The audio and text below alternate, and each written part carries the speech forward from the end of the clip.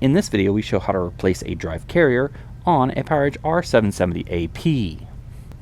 Before working inside the system, read through and follow the safety guidelines to protect the system from potential damage and ensure your personal safety. For more information about safety guidelines, see the service manual at dell.com/support. To remove a drive, lift up on the release latch and then slide the drive out.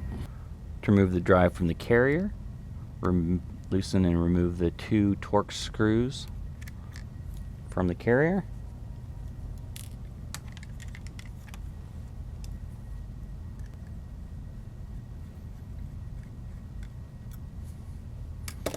And then remove the drive.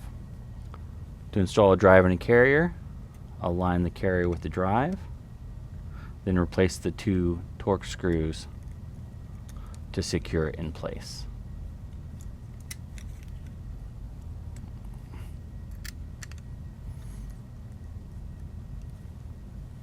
To install a drive, align it with the bay on the chassis, slide all the way in, and lift the latch to the lock position. For more information about the PowerEdge R770AP, visit dell.com/support.